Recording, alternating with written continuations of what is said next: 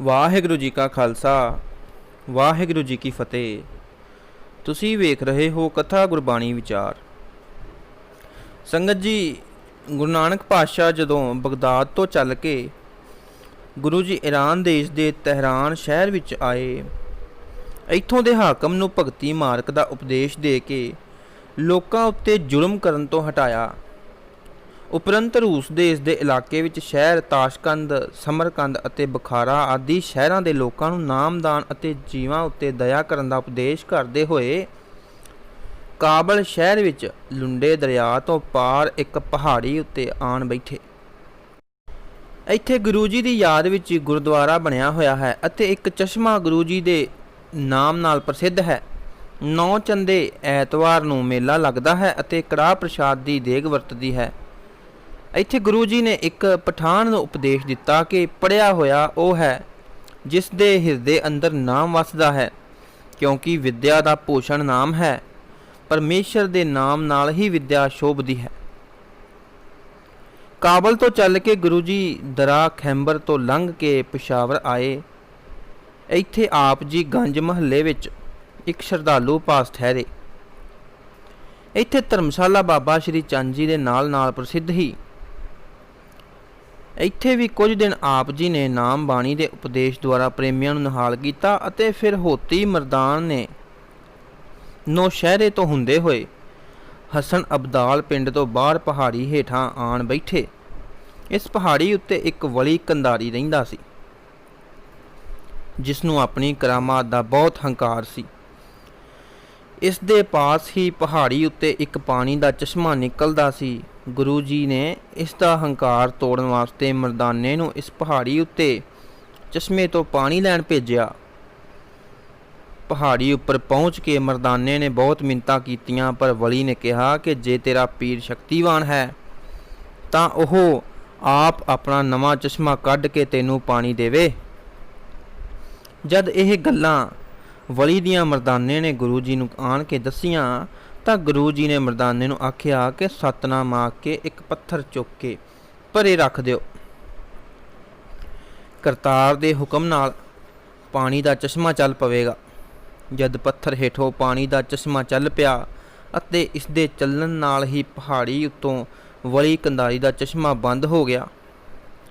ਜਦ ਵਲੀ ਕੰਧਾਰੀ ਨੇ ਵੇਖਿਆ ਕਿ ਉਸ ਦਾ ਚਸ਼ਮਾ ਬੰਦ ਹੋ ਗਿਆ ਹੈ ਅਤੇ ਹੇਠਾਂ ਚੱਲਣ ਲੱਗ ਪਿਆ ਹੈ ਤਾਂ ਉਸਨੇ ਕ੍ਰੋਧ ਕਰਕੇ ਆਪਣੀ ਸ਼ਕਤੀ ਨਾਲ ਪਹਾੜੀ ਦੀ ਇੱਕ ਚੋਟੀ ਦੀ ਚਟਾਨ ਹੀ ਗੁਰੂ ਜੀ ਉੱਤੇ ਰੇੜ ਦਿੱਤੀ ਕਿ ਆਪੇ ਇਸ ਹੇਠਾਂ ਆਣ ਕੇ ਗੁਰੂ ਜੀ ਆਪਣੇ ਪ੍ਰਾਣ ਤਿਆਗ ਦੇਣਗੇ। ਪਰ ਉਸ ਨੂੰ ਆਉਂਦੀ ਵੇਖ ਕੇ ਗੁਰੂ ਜੀ ਨੇ ਆਪਣੇ ਹੱਥ ਦੇ ਪੰਜੇ ਨਾਲ ਉਸ ਨੂੰ ਰੋਕ ਲਿਆ। ਗੁਰੂ ਜੀ ਦੀਆਂ ਇਹ ਦੋਵੇਂ ਸ਼ਕਤੀਆਂ, ਪਹਿਲੀ ਪਾਣੀ ਦਾ ਚਸ਼ਮਾ ਹੇਠਾਂ ਲੈ ਆਉਣ ਵਾਲੀ ਅਤੇ ਦੂਜੀ ਪਹਾੜ ਨੂੰ ਹੱਥ ਨਾਲ ਹੀ ਆਪਣੇ ਉੱਪਰ ਪੈਣ ਤੋਂ ਰੋਕ ਲੈਣਾ, ਵੇਖ ਵਲੀ ਕੰਧਾਰੀ ਪਹਾੜੀ ਤੋਂ ਹੇਠਾਂ ਉਤਰ ਆਇਆ ਅਤੇ ਨਿਰਮਾਨ ਹੋ ਕੇ ਗੁਰੂ ਜੀ ਤੋਂ ਅਪਮਾਨ ਨਾਲ ਆਖੇ ਹੋਏ ਬਚਨਾਂ ਦੀ ਮਾਫ਼ੀ ਮੰਗੀ। ਗੁਰੂ ਜੀ ਦੇ ਹੱਥ ਲੱਗੇ ਹੋਏ ਪੰਜੇ ਵਾਲਾ ਪੱਥਰ ਅਤੇ ਅਜੇ ਤੱਕ ਗੁਰਦੁਆਰਾ ਪੰਜਾ ਸਾਹਿਬ ਹਸਨ ਅਬਦਾਲ ਵਿਖੇ ਦਰਸ਼ਨ ਦੇ ਰਿਹਾ ਹੈ। ਹਜ਼ਾਰਾਂ ਸੰਗਤਾਂ ਸ਼ਰਧਾ ਨਾਲ ਇਸ ਦੇ ਦਰਸ਼ਨ ਕਰਕੇ ਗੁਰੂ ਜੀ ਦੀ ਮਹਿਮਾ ਕਰਦੀਆਂ ਵੇਖੀਆਂ ਤੇ ਸੁਣੀਆਂ ਜਾਂਦੀਆਂ ਹਨ। ਇੱਥੇ ਪਾਕਿਸਤਾਨ ਬਣਨ ਤੋਂ ਪਹਿਲਾਂ ਵਿਸਾਖੀ ਨੂੰ ਬੜਾ ਭਾਰਾ ਮੇਲਾ ਲੱਗਦਾ ਹੁੰਦਾ ਸੀ। ਦੂਰ ਦੂਰ ਦੇਸ਼ਾਂ ਪ੍ਰਦੇਸ਼ਾਂ ਤੋਂ ਸ਼ਰਧਾਲੂ ਲੋਕ ਆਪਣੀ ਸ਼ਰਧਾ ਦੇ ਫੁੱਲ ਭੇਟ ਕਰਨ ਵਾਸਤੇ ਇਕੱਤਰ ਹੋ ਕੇ ਗੁਰੂ ਸਾਹਿਬ ਜੀ ਦੀਆਂ ਖੁਸ਼ੀਆਂ ਪ੍ਰਾਪਤ ਕਰਕੇ ਆਪਣੇ ਧਨ ਭਾਗ ਸਮਝਦੀਆਂ ਸਨ।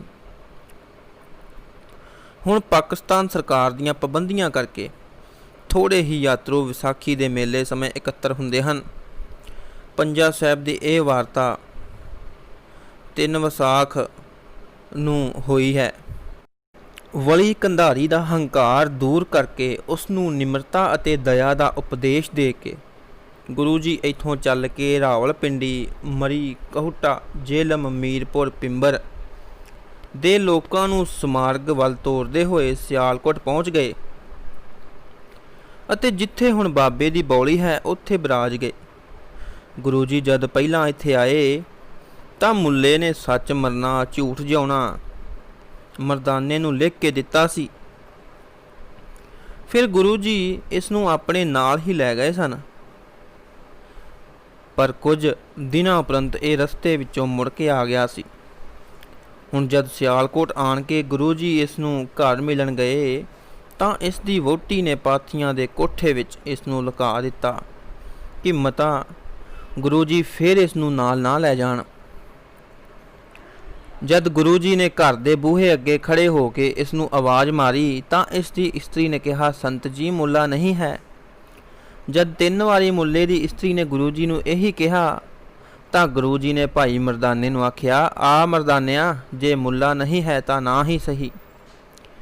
ਇਹ ਬਚਨ ਕਰਕੇ ਜਦ ਗੁਰੂ ਜੀ ਆਪਣੇ ਟਿਕਾਣੇ ਆਣ ਬੈਠੇ ਤਾਂ ਪਿੱਛੋਂ ਛੇਤੀ ਹੀ ਖਬਰ ਆ ਗਈ ਕਿ ਪਾਥੀਆਂ ਦੇ ਕੋਠੇ ਵਿੱਚੋਂ ਜਿੱਥੇ ਮੁੱਲੇ ਨੂੰ ਉਸਦੀ ਵਹੁਟੀ ਨੇ ਲੁਕਾਇਆ ਸੀ, ਸੱਪ ਲੜ ਕੇ ਮੁੱਲਾ ਮਰ ਗਿਆ ਹੈ। ਇਹ ਖਬਰ ਸੁਣ ਕੇ ਗੁਰੂ ਜੀ ਨੇ ਇਹ ਸ਼ਲੋਕ ਉਚਾਰਨ ਕੀਤਾ। ਸ਼ਲੋਕ ਵਾਰਾਂ ਤੇ ਵਧੀਕ ਮਹੱਲਾ ਪਹਿਲਾ। ਨਾਲ ਕਿਰਾੜਾ ਦੋਸਤੀ ਕੂੜੈ ਕੂੜੀ ਪਾਏ, ਮਰਨ ਨਾ ਜਾਪੈ ਮੁੱਲਿਆ ਆਵੇ ਕਿਤੇ ਥਾਏ। ਸਿਆਲਕੋਟ ਤੋਂ ਚੱਲ ਕੇ ਗੁਰੂ ਜੀ ਫਿਰ ਤੀਸਰੀ ਵਾਰ ਆਪਣੇ ਸ਼ਰਧਾਲੂ ਭਾਈ ਲਾਲੋ ਪਾਸ ਅਹਿਮਦਾਬਾਦ ਆ ਗਏ। ਇੱਕ ਦਿਨ ਅੰਤਰਜਾਮੀ ਗੁਰੂ ਜੀ ਨੇ ਭਾਈ ਲਾਲੋ ਨੂੰ ਅਹਿਮਦਾਬਾਦ ਹੋਣ ਵਾਲੀ ਤਬਾਹੀ ਦਾ ਹਾਲ ਇਸ ਸ਼ਬਦ ਦੁਆਰਾ ਦੱਸਿਆ। ਤਲੰਗ ਮਹੱਲਾ ਪਹਿਲਾ।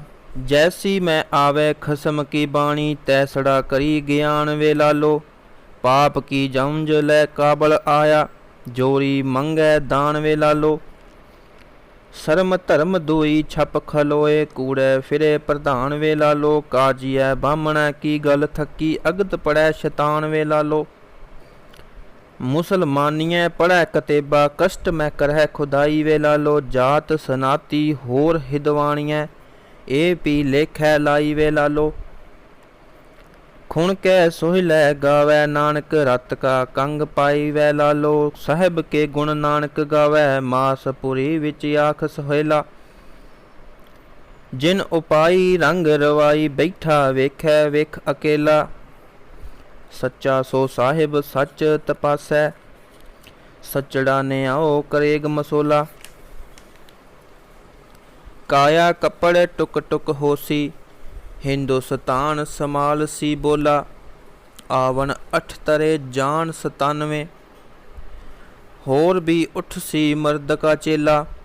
ਸੱਚ ਕੀ ਬਾਣੀ ਨਾਨਕ ਆਖੈ, ਸੱਚ ਸੁਣਾਈ ਸੱਚ ਕੀ ਬੇਲਾ। ਇਸ ਆਕਾਸ਼ਬਾਣੀ ਤੋਂ ਛੇਤੀ ਹੀ ਪਿੱਛੋਂ ਬਾਬਰ ਫੌਜ ਲੈ ਕੇ ਕਾਬਲ ਤੋਂ ਚੜ੍ਹ ਕੇ ਸੈਦਪੁਰ ਪਹੁੰਚ ਗਿਆ। ਸੈਦਪੁਰ ਦੇ ਪਠਾਨ ਹਾਕਮਾਂ ਨੇ ਉਸ ਦਾ ਡਟ ਕੇ ਟਾਕਰਾ ਕੀਤਾ, ਪਰ ਬਾਬਰ ਦੀਆਂ ਫੌਜਾਂ ਅੱਗੇ ਪਠਾਨਾਂ ਦੀ ਕੋਈ ਪੇਸ਼ ਨਾ ਚੱਲੀ। ਬਾਬਰ ਨੇ ਕਤਲੇਆਮ ਕਰਕੇ ਸ਼ਹਿਰ ਨੂੰ ਲੁੱਟ-ਪੁੱਟ ਕੇ ਬਰਬਾਦ ਕਰ ਦਿੱਤਾ ਅਤੇ ਹਿੰਦੂ ਮੁਸਲਮਾਨ ਸਭ ਇਸਤਰੀਆਂ ਦੀ ਉਸਨੇ ਸਿਪਾਹੀਆਂ ਨੇ ਬਹੁਤ ਬੇਇੱਜ਼ਤੀ ਕੀਤੀ। ਜਿਹੜੇ ਬੱਚੇ ਬੁੱਢੇ ਇਸਤਰੀ ਮਰਦ ਕਤਲਾਮ ਤੋਂ ਬਚ ਗਏ, ਉਹਨਾਂ ਨੂੰ ਫੜ ਕੇ ਕੈਦੀ ਬਣਾ ਲਿਆ ਗਿਆ।